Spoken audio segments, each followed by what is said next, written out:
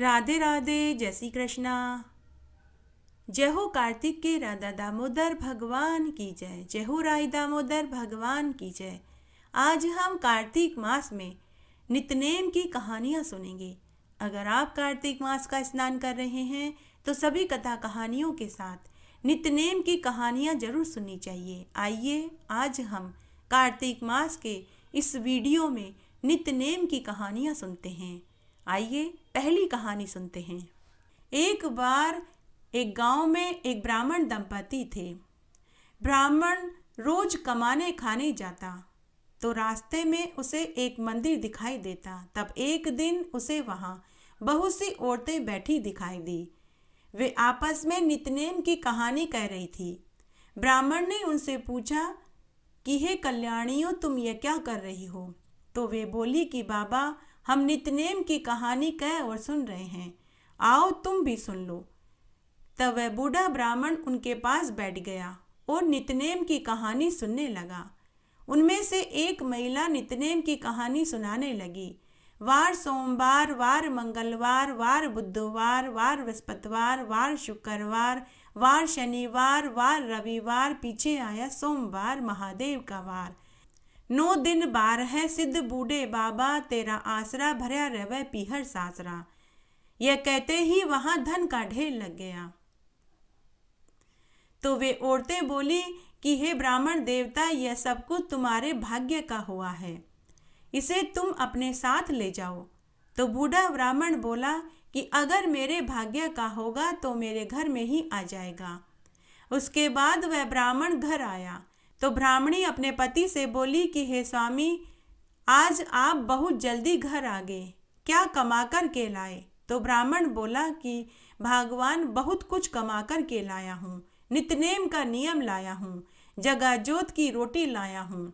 ब्राह्मणी, तू लोटा भर के पानी ला, एक कटोरी में चावल और चीनी के दाने लेकर आ, मैं तुझे नित्यनेम की कहानी सुनाता हूँ। तब ब्राह्मणी एक लोटे में जल लाई और एक कटोरी में चावल और चीनी के दाने लेकर आई। तब ब्राह्मण उसे नित्यनेम की कहानी सुनाने लगा। वार सोमवार, वार मंगलवार, वार बुधवार, वार बृहस्पतिवार, वार शुक्रवार, वार शनिवार, वार रविवार, पीछे आया सोमवार, महादेव का वार। 9 दिन 12 सिद्धि, बूढ़े बाबा तेरा आसरा भरया रवै पीहर सासरा। ऐसा कहते ही उनके घर में अन्न-धन के भंडार भर गए। तब एक दिन ब्राह्मण अपनी पत्नी से बोला कि मैं बेटी से मिलकर के आता हूँ, बहुत दिन हो गए हैं, बेटी के कुछ समाचार नहीं आए। ब्राह्मणी ने कहा कि ठीक है। उसके बाद ब्राह्मण अपनी बेटी के घर गया। ब्राह्मण ने देखा कि उसकी बेटी बड़ी ही बुरी हालत में थी। कपड़े फटे हुए थे, बाल बिखरे हुए थे, चप्पल टूटी हुई थी। ब्राह्मण ने अपनी बेटी से पूछा कि बेटी, तू दुखी है या सुखी? बेटी बोली, बाबा, मैं तो बहुत दुखी हूँ, हो तो खा लेती हूँ, नहीं तो मुंह पे पानी का हाथ फेर कर सो जाती हूँ। ब्राह्मण बोला कि बेटी, कोई बात नहीं, सब ठीक हो जाएगा, मैं तेरे लिए नित्यनेम का नियम लाया हूँ। बेटी, तू लोटा भर के पानी ला, एक कटोरी में चावल और चीनी के दाने लेकर आ। तब बेटी लोटा भर के पानी लाई, एक कटोरी में चावल और चीनी के दाने लेकर आई और फिर बूढ़ा ब्राह्मण अपनी बेटी को कहानी सुनाने लगा। वार सोमवार, वार मंगलवार, वार बुधवार, वार बृहस्पतिवार, वार शुक्रवार, वार शनिवार, वार रविवार, पीछे आया सोमवार, महादेव का वार। 9 निधि 12 सिद्धि, बूढ़ा बाबा तेरा आसरा भरया रवै पीहर सासरा। कहानी कहते ही बेटी के घर में अन्न-धन के ढेर लग गए। देवरानी जिठानी भागी भागी आई और पूछने लगी कि तेरा बाप क्या लेकर आया था? तो बेटी ने कहा कि मेरा बाप तो बहुत कुछ देकर गया है, नित्यनेम का नियम देकर गया है, जगा जोत की रोटी दे गया है। देवरानी जिठानी बोली कि हमें भी सुना दे। तब बेटी बोली कि तुम भी सुन लो। वार सोमवार, वार मंगलवार, वार बुधवार, वार बृहस्पतिवार, वार शुक्रवार, वार शनिवार, वार रविवार, पीछे आया सोमवार, महादेव का वार। 9 निधि 12 सिद्धि, बूढ़ा बाबा तेरा आसरा भरया रवै पीहर सासरा। ऐसे कहते ही अन्न-धन का ढेर लग गया। जैसे नितनेम भगवान बाबा के टूटा, बेटी के टूटा, ऐसे सबके टूटना, कहानी कहने वाले के, सुनने वाले के और हुक्कारा भरने वाले के। नितनेम बाबा की कथा। एक छोटी सी लड़की नितनेम की पूजा करती थी। भाभी बोली, काम की न धाम की, सारे दिन नितनेम नितनेम करती रहती है। लड़की एक टांग से खड़ी होकर बोली कि हे नितनेम बाबा, अगर मैं सच्चे मन से आपको ध्याती हूँ, आपकी पूजा करती हूँ, तो सोने की मूर्ति बनकर के आले में विराजमान हो जाओ। तभी भगवान का सिंहासन डोल पड़ा।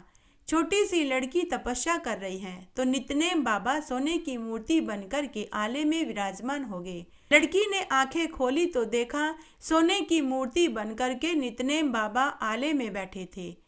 तब ननद ने अपनी भाभी को आवाज दी और बोली कि देख ले भाभी, नितनेम बाबा। माँ देख ले नितनेम बाबा। माँ ध्यावे, भाभी भी ध्यावे, हे नितनेम बाबा। जैसे लड़की का सत रखा वैसे सबका रखना, कहानी कहने वाले का और सुनने वाले का। सीता माता के नितनेम की कहानी। राम आए, लक्ष्मण आए, देश के पुजारी आए, नितनेम का नेम लाए, आओ राम बैठो राम, माखन मिश्री खाओ राम, दूध पतासा पियो राम, सूत के पलका पोड़ो राम, शाम दुसाला ओढ़ो राम, राम सवारे सबके काम, खाली घर भंडार भरेंगे, सबका बेड़ा पार करेंगे, जय राम, श्री राम, जय राम, जय राम। सीता माता कहानी कहा करती थी और श्री राम सुना करते थे। एक दिन भगवान राम को किसी काम से बाहर जाना पड़ गया तो सीता माता भगवान राम से बोली कि हे राम, मेरा तो 12 बरस का नितनेम का नियम है, मैं अपनी कहानी अब किसे सुनाऊंगी। तो भगवान राम बोले कि हे सीते, ऐसा करना, कुएं की पाल पर जाकर बैठ जाना, कोई न कोई औरत पानी भरने आएगी तो तुम उसे नितनेम की कहानी सुना देना। तो माता सीता बोली कि अच्छा। सीता माता जाकर कुएं की पाल पर बैठ गई। तभी वहां गांव में से एक बहू आई। रेशमी जरी की साड़ी पहन रखी थी, सोने का घड़ा ले रखा था। सीता मैया बोली कि बहन, मेरा 12 बरस का नितनेम की कहानी कहने और सुनने का नियम है, क्या तुम मेरी कहानी सुन लोगी। तो बहू बोली कि मैं तेरा 12 बरस का नितनेम सुनूंगी तो मुझे बहुत देर हो जाएगी, घर में सास ससुर लड़ाई करेंगे। तो वह कहानी सुने बिना ही घर आ गई। घर आई तो रेशमी जरी की साड़ी फट गई, सोने का घड़ा मिट्टी का हो गया, सारे जेवर पीतल के हो गए। सास बोली कि बहू, यह किसका दोष अपने सिर लेकर आई है। बहू बोली कि सासू जी, दोष क्या, कुएं की पाल पर एक केसरिया कपड़े पहने एक औरत बैठी थी। वो कह रही थी कि मेरी नितनेम की कहानी सुन ले, लेकिन मैंने उसकी कहानी नहीं सुनी। शायद उसी ने मुझे दुस्सीस दी है। अगले दिन सास वही साड़ी पहनकर, पीतल का घड़ा लेकर, पीतल के गहने पहन करके कुएं पर पानी भरने गई तो उसे वापस सीता माता बैठी हुई मिली। तब सास को भी सीता माता ने कहा कि हे माते, क्या तुम मेरी नितनेम की कहानी सुन लोगी। तो सास बोली कि एक बार क्या, 4 बार सुनूंगी। तब माता सीता नितनेम की कहानी सुनाने लगी। राम आए, लक्ष्मण आए, देश के पुजारी आए, नितनेम का नेम लाए, आओ राम बैठो राम, तपी रसोई जीमो राम, माखन मिश्री खाओ राम, दूध पतासा पियो राम, सूत के पलका पोड़ो राम, शाल दुशाला ओढ़ो राम, जब बोलूं जब राम ही राम, राम सवारे सबके काम, खाली घर भंडार भरेंगे, सबका बेड़ा पार करेंगे, श्री राम, जय जय राम। तब सास बोली कि बहन, कहानी तो बहुत अच्छी लगी। उसके बाद सास घर आई तो सास की साड़ी रेशमी जरी की हो गई, पीतल का घड़ा सोने का हो गया, पीतल के सारे गहने पुनः सोने के हो गए। तो बहू बोली कि सासू जी यह सब कुछ कैसे हुआ। तो सास बोली कि बहू, तू जो दोष लगा कर के लाई थी, मैं उसी दोष को उतार कर के आई हूँ। बहू ने पूछा कि ऐसी वो कौन थी। सास बोली कि बहू, वो तो सीता माता थी, पुराने से नया कर देती है, खाली घर भंडार भर देती है, लक्ष्मी जी का वास कर देती है, जो कुछ इच्छा हो उसे पूरी कर देती है। तो बहू ने कहा कि अच्छा सासू माँ, ऐसी कहानी है तो आप मुझे भी सुनाओ। तो सास बोली कि ले बहू तू भी सुन ले। तब सास अपनी बहू को नितनेम की सीता माता की कहानी सुनाने लगी। राम आए लक्ष्मण आए देश के पुजारी आए, नितनेम का नेम लाए, आओ राम बैठो राम, तपी रसोई जीमो राम, माखन मिश्री खाओ राम, दूध पतासा पियो राम, सूत के पलका पोड़ो राम, शाल दुशाला पोड़ो राम, शाल दुशाला ओढ़ो राम, जब बोलूं जब राम ए राम, राम सवारे सबके काम, खाली घर भंडार भरेंगे, सबका बेड़ा पार करेंगे, श्री राम जय जय राम। बहू बोली कि सासू जी नितनेम की कहानी तो बहुत अच्छी है। सास बोली कि बहू अब रोज तू मुझे नितनेम की कहानी सुनाया कर। अब सास बहू रोज सुबह जल्दी उठती, नहा धोकर सीता माता के नितनेम की कहानी कहने और सुनने लगी। तब एक दिन उनकी पड़ोसन उनके घर चूल्हे की आग लेने आई। तब सास और बहू पड़ोसन से बोली कि अभी हमने चूल्हा नहीं जलाया है। तो पड़ोसन बोली कि तुम तो 4 बजे ही उठ गई थी, अब तक तुम क्या कर रही हो। तब वे दोनों बोली कि हम तो नहा धोकर पूजा पाठ कर रहे हैं, सीता माता के नितनेम की कहानी कहे और सुन रहे हैं। तो पड़ोसन बोली कि सीता माता के नितनेम की कहानी कहने और सुनने से क्या होता है। तो सास और बहू बोली कि सीता माता के नितनेम की कहानी कहने और सुनने से घर में अटूट भंडार भरते हैं, सारे कारज सिद्ध हो जाते हैं। तो पड़ोसन बोली कि बहन ऐसी कहानी तो तुम मुझे भी सुनाओ। तब सास और बहू बोली कि आओ तुम भी सुन लो। उसके बाद बहू सीता माता के नितनेम की कहानी सुनाने लगी। राम आए लक्ष्मण आए देश के पुजारी आए, नितनेम का नेम लाए, आओ राम बैठो राम, तपी रसोई जीमो राम, माखन मिश्री खाओ राम, दूध पतासा पियो राम, सूत के पलका मोड़ो राम, शाल दुशाला पोड़ो राम, शाल दुशाला ओढ़ो राम, जब बोलूं जब राम ए राम, राम सवारे सबके काम, खाली घर भंडार भरेंगे, सबका बेड़ा पार करेंगे, श्री राम जय जय राम। पड़ोसन बोली कि बहन कहानी तो बहुत अच्छी है। अब वह पड़ोसन भी रोज स्नान आदि करके सीता माता के नितनेम की कहानी कहने और सुनने लगी। तो उसका घर भी अनधन के भंडार से भर गया। हे सीता माता, जैसे आपने सास बहू और पड़ोसन का घर अनधन के भंडार से भर दिया, वैसे हमारा भी भरना, कहानी कहने वाले का, सुनने वाले का और हुक्कारा भरने वाले का। माँ बेटी के नितनेम की कहानी। एक बार एक गांव में एक बुढ़िया माई अपनी बेटी के साथ रहती थी। जब बेटी थोड़ी समझदार हुई तभी से दोनों माँ बेटी कार्तिक मास में स्नान करती और नितनेम की कहानी कहती और सुनती थी।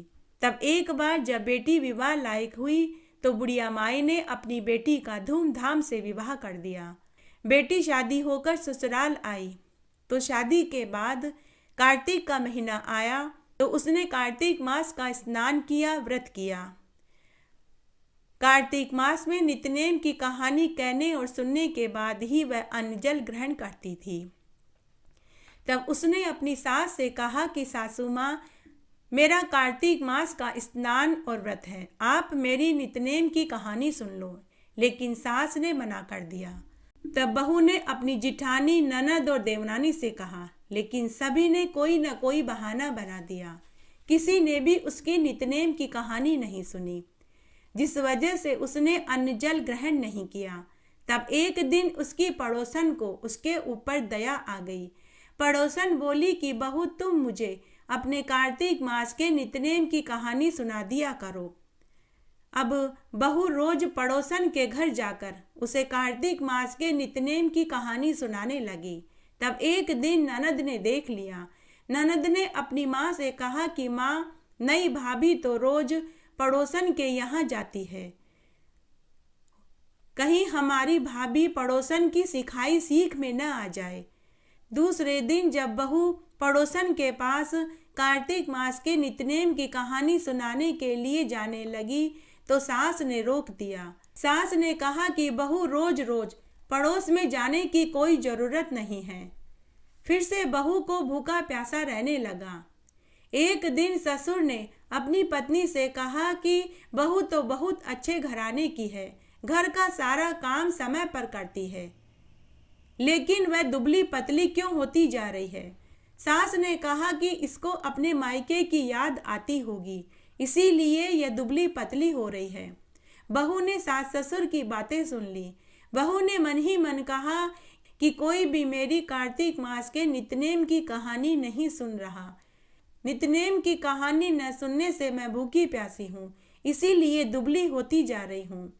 बहू कई दिनों से भूखी प्यासी थी, तो एक दिन वह बेहोश होकर गिर पड़ी। तब धर्मराज का सिंहासन डोल पड़ा। धर्मराज ने अपने दूतों से कहा कि कौन है मृत्यु लोक में जो कठोर तपस्या कर रहा है, उसे देव विमान में बिठाकर स्वर्ग में छोड़ कर के आओ। तभी स्वर्ग से रिमझिम करता हुआ एक विमान आया।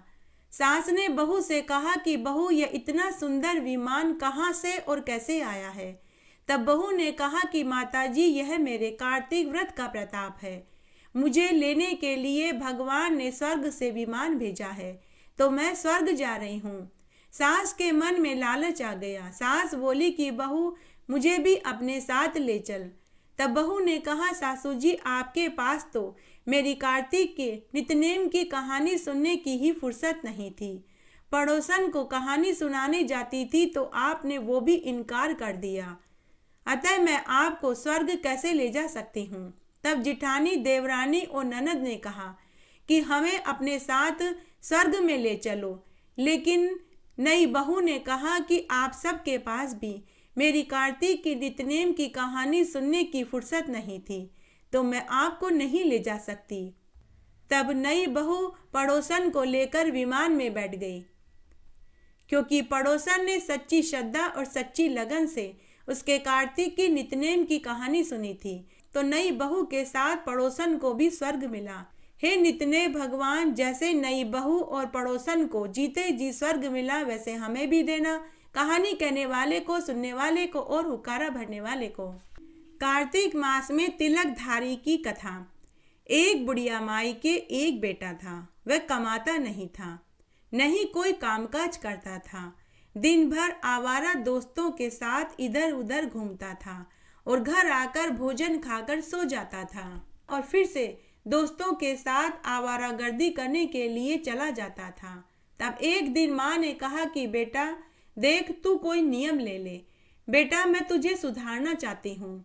माँ ने कहा कि बेटा देख, तू कोई कामकाज भी नहीं करता है, तू मेरी बात मान, तू एक नियम ले ले, मैं तुझे सुधारना चाहती हूँ। माँ की बात मानकर बेटा बोला कि माँ बता, मैं क्या नियम लूँ। माँ ने कहा कि बेटा तू रोज भगवान के दर्शन करने जाया कर। भगवान के दर्शन करने के बाद भगवान के भक्त का भी दर्शन करना, उसके बाद तू घर आया कर। तब बेटे ने पूछा कि माँ मुझे कैसे पता चलेगा कि यह भगवान का भक्त है। माँ ने कहा बेटा जिसके मस्तक पर सबसे लंबा तिलक लगा हुआ हो तो समझ जाना कि यही भगवान का भक्त है। दूसरे दिन बुढ़िया का बेटा नहा धोकर मंदिर में भगवान के दर्शन करने गया। भगवान के दर्शन करके वह भगवान के भक्त को ढूंढने लगा, लेकिन कोई भी उसे लंबा तिलकधारी नहीं मिला। जिसके भी तिलक लगे हुए थे वे छोटे थे या फिर बिंदी लगे हुए थे, उसे कोई लंबा तिलकधारी मिला ही नहीं। ढूंढते ढूंढते उसे दोपहर और दोपहर से शाम और रात हो आई। वह सोचने लगा कि मुझे तो कोई भी लंबा तिलकधारी नहीं मिला, अब मैं क्या करूं। तब वह एक पेड़ पर चढ़कर लंबे तिलकधारी मनुष्य को ढूंढने लगा। दूर दूर तक उसे कोई भी लंबा तिलकधारी मनुष्य दिखाई नहीं दिया। जब वह उतर रहा था तो उसी पेड़ के नीचे 4 चोर बैठे हुए थे। तो बुढ़िया का बेटा पेड़ के पत्तों में छिपकर उनकी बातें सुनने लगा। वे आपस में बातें कर रहे थे। उनकी बातों से लग रहा था कि वे कोई चोर थे, कहीं से धन चुरा कर के लाए थे और धन का बंटवारा कर रहे थे। उनमें से एक चोर मंदिर का आभूषण चुरा कर के लाया था। दूसरे को बेवकूफ बनाने के लिए एक बड़ा सा तिलक लगा रखा था। तिलकधारी को देखते ही बुढ़िया का बेटा पेड़ से नीचे कूदा और जोर से चिल्लाया, देख लिया, माँ को कहूंगा जाके मैंने देख लिया। चारों चोर गहने आभूषण छोड़कर 9-2-11 हो गए। बुढ़िया का बेटा गहने के आभूषण लेकर अपनी माँ के पास आया और माँ को सारा वृतांत कहा। माँ ने कहा बेटा किसी अच्छे नियम का फल भी अच्छा ही फल देता है। तेरे ऊपर तो तिलकधारी भगवान टूटे हैं। घटती हो तो पूरी हो तो परवान चढ़े, भूले बिसरे नाम तेरे भंडार में भरे। एक नगर में एक ब्राह्मण दंपति रहते थे। वे दोनों रोज 7 कोस दूर गंगा यमुना में स्नान करने जाते थे। इतनी दूर आने जाने से ब्राह्मणी थक जाती थी। एक दिन ब्राह्मणी ने अपने पति से कहा कि हे स्वामी, अगर हमारे बहू होती तो वह घर का सारा काम करके रखती, भोजन बना करके रखती, रात्रि में मेरे पैरों को दबाती और वो हमारे कपड़े धो देती, घर का झाड़ू पोछा कर देती। यह सुनकर ब्राह्मण बोला कि अरे भगवान, हमारे बेटा ही नहीं है तो बहू कहाँ से होगी। यह सुनकर ब्राह्मणी उदास हो गई। ब्राह्मणी को उदास देखकर ब्राह्मण ने कहा कि अरे भगवान, तू क्यों चिंता करती है, मैं कल ही तेरे लिए बहू लेकर आता हूँ। ऐसा करना, तू एक पोटली में मुझे आटा रख देना और उसमें 5 सोने की अशर्फियाँ रख देना। दूसरे दिन ब्राह्मण आटे की पोटली लेकर घर से बहू ढूंढने के लिए निकल पड़ा। चलते चलते वह पड़ोस गांव में पहुंच गया। पड़ोस गांव की चौपाल पर एक पेड़ के नीचे बैठ गया। ब्राह्मण ने देखा कि कुछ 4-5 लड़कियां रेत में घर बना कर के खेल रही थी। उनमें से एक लड़की ऐसी थी जो रेत का घर बनाती थी लेकिन तोड़ती नहीं थी। अन्य लड़कियां जब उसके घर को तोड़ने लगती तो वह उन्हें तोड़ने नहीं देती, कहती कि मेरा घर मत तोड़ो, मुझे घर बनाना है, तोड़ना नहीं है। शाम होने पर जब सभी लड़कियां अपने अपने घर जाने लगी तो ब्राह्मण उसी लड़की के पीछे पीछे जाने लगा। रास्ते में ब्राह्मण ने उस लड़की से कहा कि बेटी, तुम कौन हो, तुम्हारे साथ और कौन कौन रहता है। तो लड़की ने कहा कि बाबा, मैं अपने माता पिता के साथ रहती हूँ। बातें करते करते वे जा रहे थे कि तभी लड़की का घर आ गया। लड़की अपने घर चली गई। ब्राह्मण उनके घर की चबूतरे पर बैठ गया। थोड़ी देर बाद लड़की के माता पिता बाहर आए और पूछने लगे कि हे जजमान, आप कौन हैं, कहाँ से आए हैं। ब्राह्मण ने कहा कि मैं पड़ोस गांव से आया हूँ, मेरा नाम सोमदत्त शर्मा है। मैं अपने लड़के के लिए एक अच्छी सुसंस्कृत लड़की ढूंढ रहा हूँ। रात्रि हो गई है इसलिए मैं विश्राम स्थल ढूंढ रहा हूँ। मेरे कार्तिक मास के व्रत चल रहे हैं। क्या तुम मुझे मेरे आटे से 4 रोटियां बना कर के दे दोगी। तो लड़की के माता पिता ने हामी भर दी। ब्राह्मण ने अपने आटे की पोटली लड़की के माता पिता को पकड़ा दी। लड़की की माँ आटा लेकर भीतर गई। रोटी बनाने के लिए जब उसने आटा छाना तो उसमें से 5 सोने की अशर्फियाँ निकली। लड़की की माँ ने सोचा कि जिसके आटे में इतनी सोने की अशर्फियाँ हैं वह कितना अमीर होगा। उसके मन में धन का लालच आ गया। उसके बाद उसने 4 रोटियां बनाई और ब्राह्मण को भोजन परोस दिया। बातों ही बातों में उसने कहा कि हे ब्राह्मण देव, मेरे भी एक लड़की है। अगर आप अपने बेटे का विवाह मेरी लड़की से करना चाहें तो मैं राजी हूँ। ब्राह्मण को और क्या चाहिए था। ब्राह्मण ने लड़की के माता पिता से कहा कि मेरा बेटा काशी बनारस पढ़ने गया है। अगर आप कहें तो खांड्या की तलवार से आप अपनी बेटी का ब्याह करके उसे मेरे साथ विदा कर दीजिए। लड़की के माता पिता राजी हो गए। तब लड़की का विवाह खांड्या की तलवार से कर दिया। लड़की के माता पिता ने लड़की को खूब सारा दान दहेज देकर विदा कर दिया। ब्राह्मण बहू लेकर घर आया। घर का दरवाजा खटखटाकर बोला कि भगवान देखो, मैं तुम्हारे लिए बहू लाया हूँ। ब्राह्मणी भीतर से ही बोली कि गांव वाले तो मेरा मजाक उड़ाते ही थे, अब तो आप भी मेरा मजाक उड़ा रहे हो। ब्राह्मण ने कहा कि भगवान तू दरवाजा खोल कर तो देख। ब्राह्मणी ने जैसे ही दरवाजा खोला तो सामने बहू खड़ी थी। ब्राह्मणी यह देखकर बहुत खुश हुई। उसने जल्दी से आरती की थाली जमाई और बहू की आरती करी और उसे घर में लिया। अब ब्राह्मण पति पत्नी रोज की तरह नदी स्नान करने के लिए जाने लगे। पीछे से बहू घर का सारा काम करके रखती, झाड़ू पोछा, बर्तन, कपड़े और रोटी बना कर के रखती। शाम को ब्राह्मण ब्राह्मणी थक हार कर आते तो बहू उन्हें गरम गरम भोजन खिलाती। रात्रि में सासू के पैर दबाती। सास ने बहू से कह रखा था कि बहू चूल्हे की आग और परिंदे का पानी खत्म मत होने देना।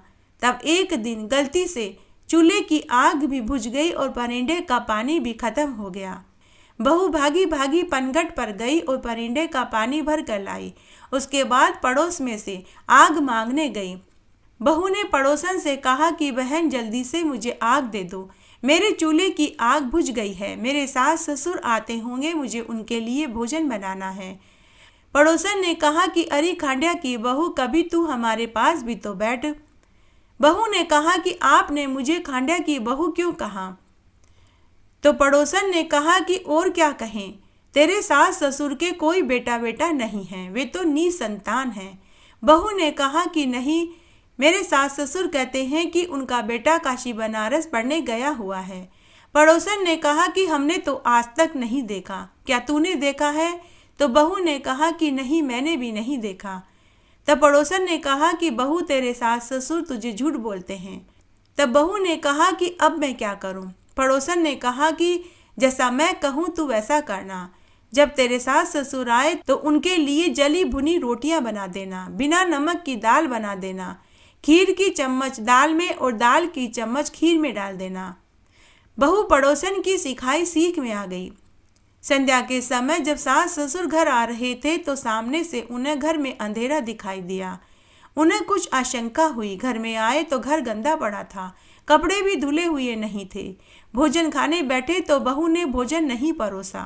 खुद ब्राह्मण ब्राह्मणी ने थालियों में भोजन लगाया। भोजन खाने बैठे तो रोटियां जली हुई थी और दाल भी अलूनी थी। सास ने बहू से कहा कि बहू, आज तो रोटियां भी जली हुई है और दाल भी अलूनी है। तो बहू ने कहा कि सासू माँ, एक दिन बिना नमक की दाल खा लोगे तो कुछ नहीं बिगड़ेगा, मुझे तो पूरी उम्र खांड्या की बहू बनकर ही रहना पड़ेगा। ब्राह्मण ब्राह्मणी समझ गए कि बहू तो पड़ोसन की सिखाई सीख में आ गई। दूसरे दिन सास ससुर जब वापस गंगा यमुना स्नान करने के लिए जाने लगे तो बहू ने सास ससुर से 7 कोटों की चाबी मांगी। सास ने देने से इनकार कर दिया तो ससुर बड़ा ही समझदार था। उसने अपनी पत्नी से कहा कि भगवान, यह धन दौलत, यह घर मकान जायदाद आज भी बहू का है तो कल भी बहू का ही है, आज भी बहू का है तो कल भी इसी का रहेगा। ये चाबी हम इसे कल देते तो आज ही क्यों न दे दें। तब सास ने उदास मन से 7 कोटों की चाबी बहू को दे दी। उसके बाद सास ससुर गंगा यमुना स्नान करने के लिए चले गए। पीछे से बहू ने एक एक कमरे का ताला खोला तो किसी में कपड़े थे, किसी में बर्तन, किसी में अन्न भरा था, तो किसी में काजू बादाम भरे थे, तो किसी में तेल के पीपे थे। 7वां कोठा खोल कर के देखा तो उसमें शिव जी, पार्वती जी, गणेश जी, लक्ष्मी माता, पीपल पतवारी, कार्तिक के ठाकुर, राय दामोदर, तुलसी जी का बिरला, गंगा यमुना, 33 कोटि देवी देवता विराजमान थे। पास ही में चंदन की चौकी पर एक लड़का बैठा था और वह माला जप रहा था। लड़के को देखकर बहू ने पूछा कि तुम कौन हो? लड़के ने कहा कि मैं तेरा पति हूँ। बहू ने कहा कि मेरा पति तो काशी बनारस पढ़ने गया है। लड़के ने कहा कि मैं कल ही आया हूँ, अभी तुम ये दरवाज़ा बंद कर दो, जब मेरे माता पिता आए तब दरवाज़ा खोलना। बहू यह देखकर और सुनकर बहुत खुश हुई। उसने सभी कमरों के दरवाजे पहले जैसे ही बंद कर दिए। फिर उसने घर की साफ सफाई करी, सास ससुर के कपड़े धोए और 56 तरह के व्यंजन बना कर के रख दिए और अपने सास ससुर के आने का इंतजार करने लगी। शाम को जब ब्राह्मण ब्राह्मणी आ रहे थे तो दूर से ही उन्हें घर में रोशनी दिखाई दी। सास ससुर समझ गए कि चलो कोई बात नहीं, बहू 7 कोटों की चाबी लेकर खुश है तो हमें भी और क्या चाहिए। ब्राह्मण ब्राह्मणी घर आए तो बहू ने उनका खूब आदर सत्कार किया, उनके लिए 56 तरह के व्यंजन परोसे। सास ससुर भोजन खाकर बहुत खुश हुए।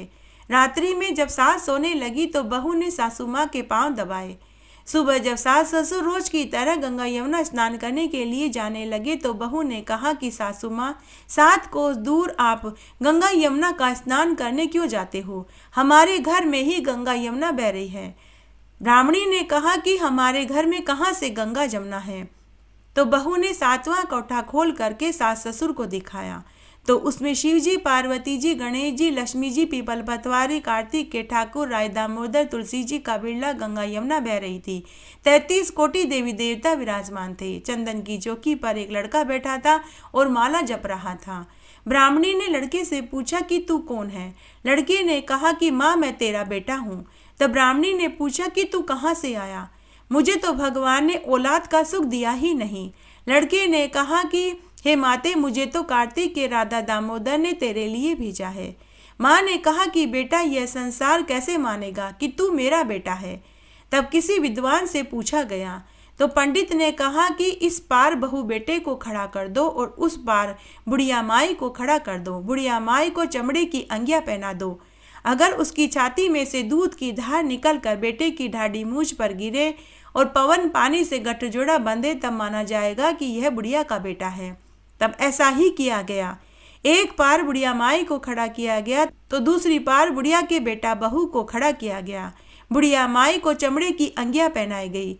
देखते ही देखते बुढ़िया माई की चमड़े की अंगिया फट गई और बुढ़िया माई की छाती में से दूध की धार बेटे की ढाडी मूंछ पर जाकर गिरी। पवन पानी से गठजोड़ा बंध गया। वहां खड़े सभी लोगों ने यह दृश्य देखा। यह देखकर ब्राह्मण ब्राह्मणी बहुत खुश हुए। हे कार्तिक के राधा दामोदर जी, जैसे आपने ब्राह्मण ब्राह्मणी को बेटा बहू का सुख दिया, उन्हें कार्तिक स्नान का फल दिया, वैसे सबको देना। कहानी कहने वाले को, सुनने वाले को और हुक्कारा भरने वाले को।